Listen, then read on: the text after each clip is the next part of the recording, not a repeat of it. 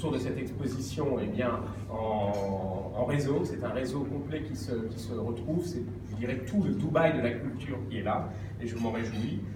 Vous avez une magnifique médiathèque, et je cherche la médiathécaire qui est là-bas, voilà, que je remercie pour son action. Vous avez donc 20 000 ouvrages en langue française. C'est la plus importante collection de livres, magazines, films français ici aux Émirats. Vous avez aussi beaucoup d'activités dans la médiathèque, et vous allez faire venir un public de plus en plus divers, varié, et bravo pour cela.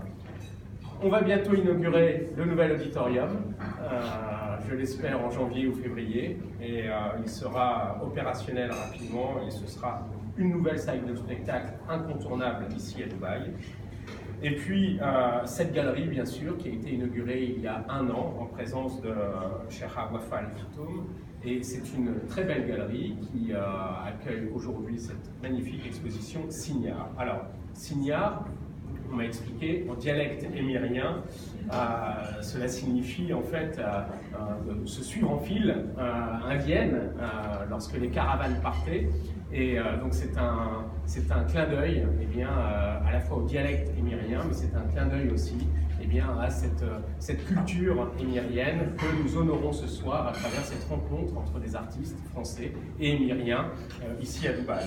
Donc c'est évidemment extrêmement symbolique. Il y a aujourd'hui donc plusieurs artistes présents parmi nous. Donc Claude Guénard qui nous a montré son interprétation de Dubaï, et c'est tout à fait coloré, c'est unique parce que ce ne sont pas des reproductions, ce sont des réinventions de Dubaï.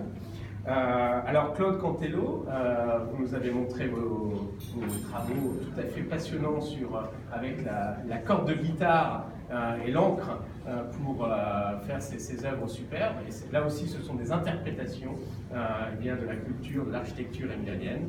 Bravo pour cela.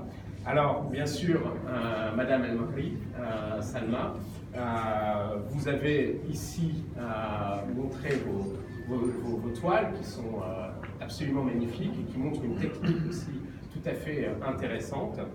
Et puis l'artiste Marc Petit, qui n'est pas là, mais qui a fait ces 2 magnifiques tapisseries avec, je dirais, là aussi un renvoi aux paysages émiriens, au sable, à l'océan.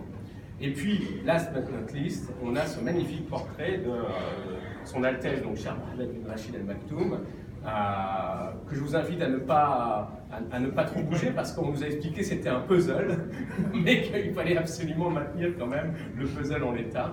Et c'est une magnifique œuvre de Patrice Palacio. Alors, juste pour conclure, comme l'a souligné le président Emmanuel Macron lors de sa visite ici, à l'occasion d'un autre moment culturel très fort entre la France et les Émirats, qui était l'ouverture du musée du Louvre à Abu Dhabi, eh bien, pour la France, les Émirats, c'est bien plus qu'un partenaire, c'est un ancrage stratégique, c'est un ancrage culturel dans la région.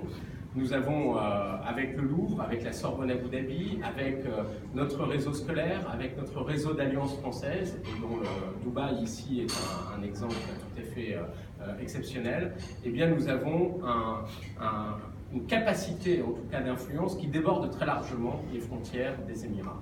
Et j'en suis, en tant qu'ambassadeur et en tant que praticien et pilote de cette diplomatie d'influence, extrêmement fier.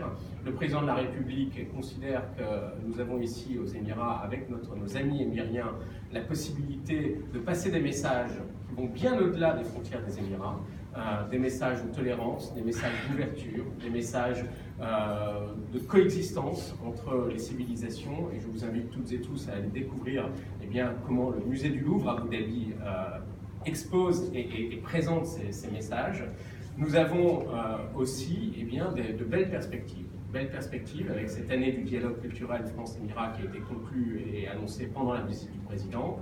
Nous avons de belles perspectives aussi sur la langue française, puisque le président de la République a, avec ses Altesses, donc Charles Mohammed Zayed et Chamaïl Ben Rachid, eh bien, annonçaient que le français reviendrait dans les établissements publics émiriens, serait à nouveau enseigné. Et c'est tout à fait naturel quand on sait que les Émirats sont membres de la francophonie, de l'Organisation internationale de la francophonie, et quand on sait que les Émirats, eh bien, accueillent ici les deux plus grands projets culturels et éducatifs français à l'étranger, que sont la Sorbonne et le Louvre. Et en clôture de son discours au Louvre, Emmanuel Macron a dit « Ici commence le combat d'une génération pour notre jeunesse, contre tous les replis et les discours de haine. » Eh bien, nous pouvons être collectivement très fiers de porter, à travers l'ensemble de nos activités, ce message-là, ici aux Émirats, mais surtout bien au-delà. أصدقائي الأعزاء، أنا سعيد جدا أن أكون معكم هذا المساء.